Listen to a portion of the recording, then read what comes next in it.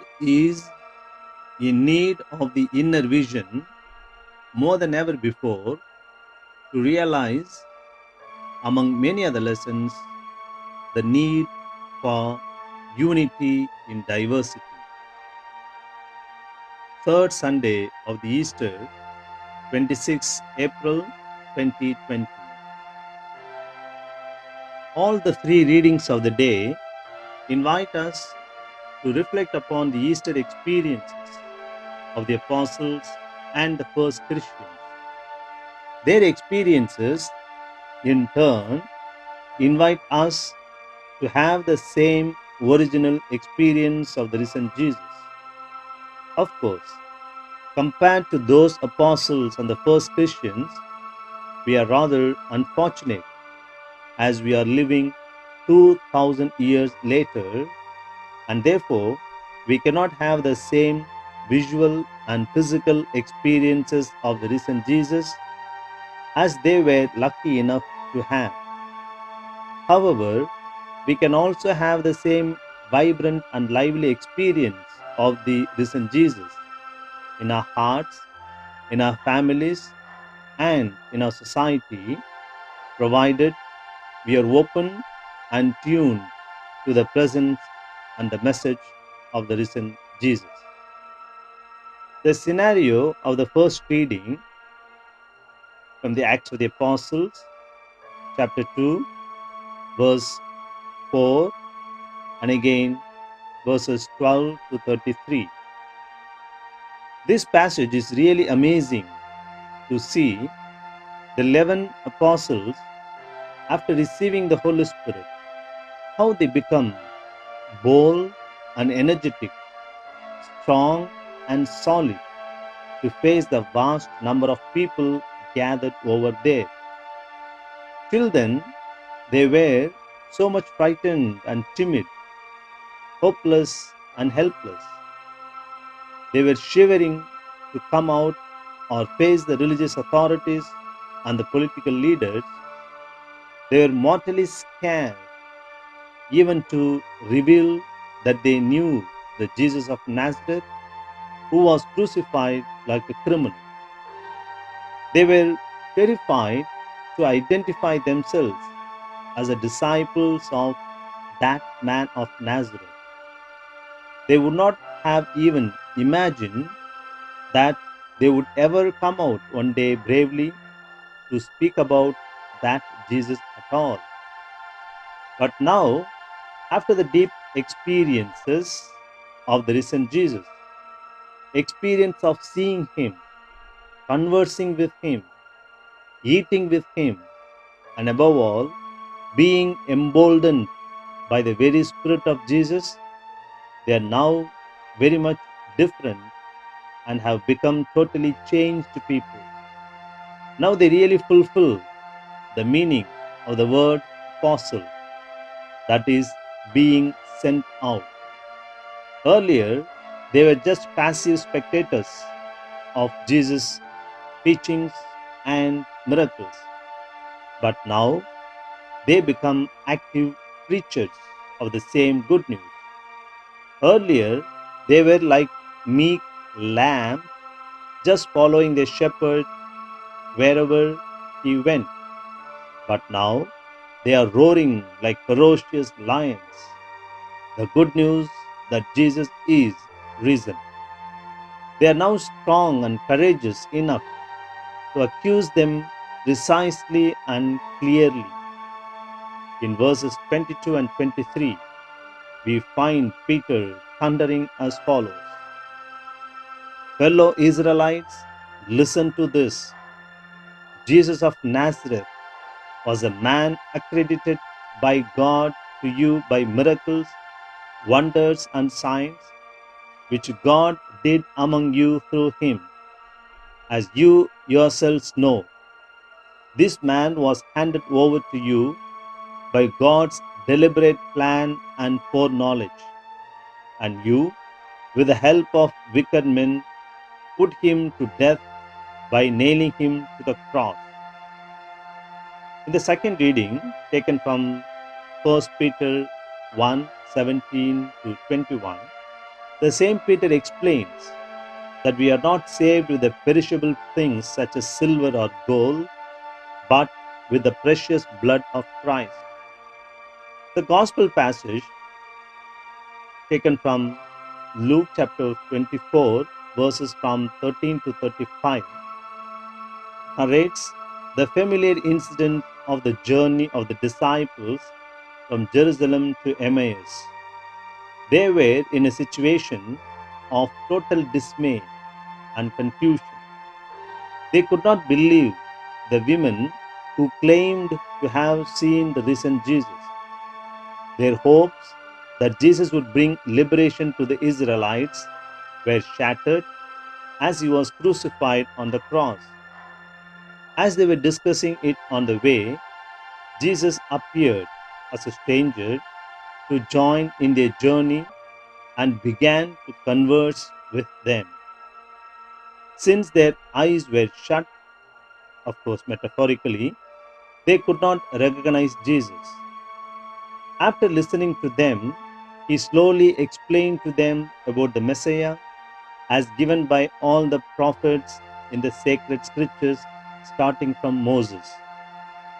Jesus likes to meet these disciples in their own life situations, and he is interested to know their mindset, their knowledge, their experience, and he likes to share in their sense of hopelessness and helplessness, and then tries to bring them to a new realization. As they developed a sort of familiarity with the so called stranger, the disciples invited him to stay with them that night, probably to hear more from the scriptures. But as verses 30 and 31 declared, when he was at the table with them, he took bread, gave thanks, broke it, and began to give it to them. Then their eyes were opened, and they recognized him, and he disappeared from their sight. Being taken up by the joy, surprise, and the thrill of encountering the risen Jesus, they began to run back to announce it to the others. The experience of the risen Jesus makes them take a radical change in their journey. Yes, taking a U turn, they ran to proclaim the good news to others. This implies that when we encounter Jesus in our lives, real change is demanded in our approaches, our value systems, our convictions, and our lifestyles. We are forced to come out of our comfort zones and make a sort of U turn to reach out to others to proclaim the good news. Let's now focus and elaborate on just one thought, each from the first reading and the gospel passage. They are the lesson on unity in diversity in the first reading and the need for the inner vision as explained in the gospel. First, the lesson on unity in diversity. In the first reading, when St. Peter speaks in his own mother tongue, the people from different regions hear him in their own native languages. Peter must have spoken Aramaic, the language of the land that time. But the people from different places hear him in their own native language. In the verses 7 to 12, they express their wonder as follows: Aren't all these who are speaking Galileans? Then how is it that each of us hears them in our own native language? Parthians, Medes, and Elamites, residents of Mesopotamia, Judea, and Cappadocia, Pontus, and Asia, Phrygia, and Pamphylia, Egypt, and the parts of Libya near Cyrene, visitors from Rome, both Jews and converts to Judaism, Cretans and Arabs, we hear them declaring the wonders of God in our own tongues. Amazed and perplexed, they asked one another, "What does this mean?" Here we see the power of the Spirit working in and through Peter. It's a miracle indeed. In the book of Genesis, in chapter 11, we find just the opposite of this at the scene of building the Tower of Babel. God scatters the people by dividing them in terms of their languages as a result of their pride. But here, on the contrary, as Peter speaks, God unites them on the basis of the language. Here, we must not miss a very significant point. That is, those people did not hear Peter in his language and understood him, but they heard him in their own language. We know it was not impossible for God to make them hear in Aramaic and make them understand the meaning as well. Rather, he makes them hear Peter in their own native languages. Yes, that is the lesson about unity in diversity. If all heard him in Aramaic and understood him, that would have been just unity. But God wanted to give a deeper lesson, that is, unity in diversity. Yes, unity is a gift of God, of course, the sign of God's presence. And unity in diversity is also equally, if not more, a sign of God's presence, and that is what happens while Peter speaks to them. Diversity reveals God's creative power. It shows that God enjoys and entertains diversity and multiplicity. Only a creative and loving person can do that. Diversity is a joy. It adds color to the creation. The innumerable species that have lived so far and still living on the face of the earth is a clear sign of God's great creative power. Even among us, human beings, though about 8 billions, that is 800 crores of people are now living, but no two persons will be exactly the same in every aspect. Though it's usually said there are 7 people look alike in the world, or the twins may look alike in many aspects, but there are certainly several differences. God does not make use of carbon sheets or photocopying machines while creating people. He creates everyone with unique identity and potentialities. In spite of the apparent similarities in the outward appearances, each and every one of us human being is totally different.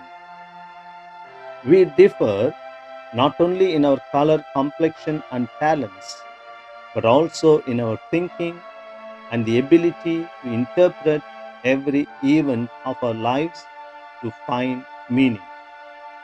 If an event is witnessed, let us say, by 10 people, then there will be 10 different ways in which it is understood. And if they have to narrate it, there will be 10 different narrations as well. There won't be any two narrations to be totally exactly the same. For instance, those who hear this sharing of mind over the internet, though all of us, sorry, though all of you hear one talk given by me, one person, but there are certainly many ways in which you understand the talk. The understanding obviously takes place in your own way, in your own context, with the perspectives colored and shaped by your own life experiences and circumstances, etc. This is the power and the speciality of the uniqueness of each and every individual. Today, unfortunately, the world does not recognize the need and the value of unity in diversity. Even those who look for unity, they often fail to see the fundamental need to see the unity in diversity. Perhaps we can say, if one does not recognize the unity in diversity, one cannot really speak about genuine unity at all, as the genuine unity cannot but recognize the value of diversity in being united. We all like varieties in our food, in our dress patterns, in our tourist destinations, in songs, dance, and music. We all agree that variety is a spice of life, but it is painful to see that these days we grow more and more intolerant towards one another, intolerant of the differences. In the process of asserting their own as the supreme and the best, people unfortunately degrade others.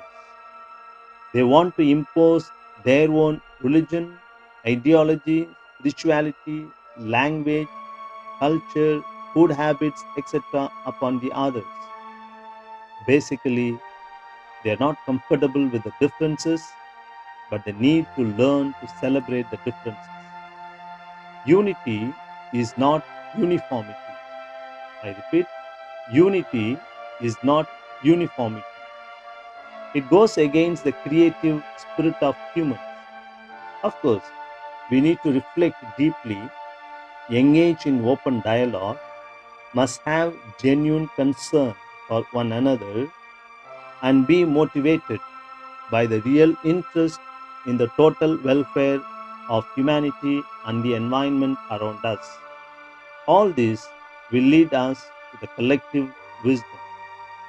To realize this and many other fundamental features which make us real, genuine human beings, which make us children of God, and that in turn, which makes us brothers and sisters to one another.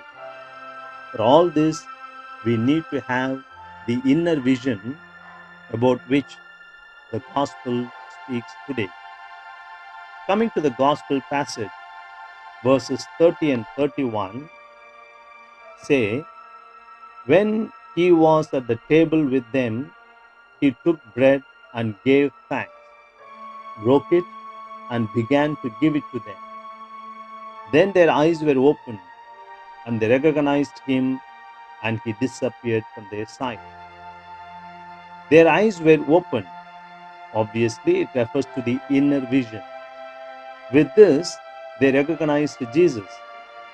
Interestingly, as their inner eyes are open now, he disappears from them. That is, their external eyes now become unnecessary, so to say. After revealing, Jesus would have continued to remain with them, maybe accompany with them back to Jerusalem, but he is not doing that. He disappears. Why? When their inner eyes were closed, they could not recognize him. Then Jesus was ready to walk with them. But once they recognize him, once their eyes, inner eyes are open, he disappears. He wants them to become the effective instruments of the proclamation. He wants them to translate their deep experience of the resurrection into action by reaching out to others. Today, the world needs the inner vision more and more. As technologies develop to make our external eyes and external vision better and sharper, there is perhaps a serious and urgent need to make our inner vision deeper and keener. One important way to increase and enrich the inner vision is to make meditation, to spend constructive time in silence and personal prayer. Today, in the noisy and busy world, one is not interested in meditation and silence. One may even think that it's a waste of time. In fact, silence is very essential to grow in knowledge, in our relationships, in our potentialities, and even in our spirituality. The ability to reflect in silence is important to assimilate and to grow in knowledge. For instance, as the story goes, when the famous scientist Isaac Newton saw the apple falling down to the earth, he asked himself in silence, why this cannot go up but comes down? That meaningful silence put him on the road to discover the earth's gravity. Only when we question ourselves in silence, we can come to know about our own strengths and weakness, and that will help us to improve in our relationships. Recent studies in cognitive psychology and neurosciences reveal that there are apparent changes in the makeup of the brain when a person is involved in deep prayer and meditation. It makes them effective in dealing with their emotions and managing their stress. They become more serene and composed to face the difficulties in their lives. One solid example for this we can give. We all may remember the event which was widely discussed all over the world. In June 2018, a junior football team of 12 boys and their coach entered a cave in the mountain range bordering between Thailand and Myanmar. They went inside as part of the birthday celebrations of one of the team members. They went inside on the 23rd June. They left their cycles, football, and other things at the entrance of the cave and went inside. But unfortunately, due to heavy rain, water entered the cave, and in order to save themselves, they went further down in the cave. They went about 2 kilometers inside, but the water level was increasing. They went further down to a distance of 4 kilometers in the cave, and they managed to find a little higher place in the dark, cold cave. Since one of them did not join the group but was aware of their plan to visit the cave, he alerted others about them. Special rescue teams from the USA and England and other places, with great efforts, managed to reach them on the 2nd of July. For about 10 days, they did not have enough food, not enough light, even less oxygen to breathe, and with no hope when or whether anyone would come to rescue them at all. But they all stayed at one place. Then the rescue team gave them food and medicines, foil blankets to keep them warm. The boys even sent a note to their parents. Don't worry, we are all fine. When we get out, we like to eat a lot of food. We want to come home fast. And to the teachers, they said, please don't give us too much of homework when we come to the school. The coach also sent a note asking for apology for taking the boys into the cave. The team first thought of leaving them in the cave for next 4 months till the water would reduce, but oxygen level in the cave dropped to 15%. A Royal Navy soldier, Saman Kunan, died of lack of oxygen during the operations. Due to the bats' droppings in the cave, there was fungal infection affecting their lungs. So the rescue team immediately planned out risky rescue operations to bring them out. About 130 million liters of water was pumped out of the cave in a week. And finally, the good news for which the whole world was anxiously waiting came out. Yes, 1,500 rescue workers and 90 divers from Thailand, Europe, China, and Australia worked together and rescued all the 12 boys and their coach safely on the 8th and the 9th of July. Yes, 18 long, long nights might have looked as eternal night for them without any light in the cave. Now, the point of wonder is how they survived for 10 days till the rescue team reached them. There was no food and no safe water to drink, no light in the cave.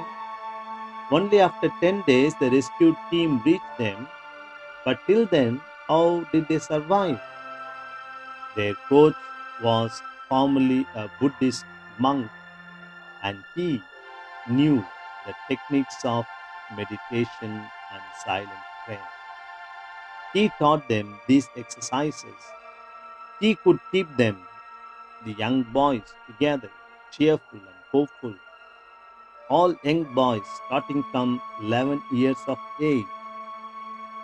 Later, the coach, who was earlier a Buddhist monk, explains that meditation reduces fear, removes conflicts, reduces the need for food, increases patience, and above all, increases positive energy. This positive energy attracts positive things in life, and that is why it could attract the rescue team to come to them. Even if one of them got frightened and cried, all would have become fearful and lost the morale. There was no complaint against anybody. All understood everybody very well. They could survive with the minimum amount of snacks that they had. All this was possible because of the meditation, according to the coach, who was obviously earlier a Buddhist monk. That is the power of meditation. Today, in the ultra modern world, we all need meditation and silent prayer. This will help us to acquire the inner vision. The disciples on the way to Emmaus listened to the scriptures, prayed, and participated in the breaking of the bread together, and their eyes were opened. Today, we and the whole humanity need to open the inner eyes to realize many things, and one of them is to realize the need for unity among diversity. Let us think about it today.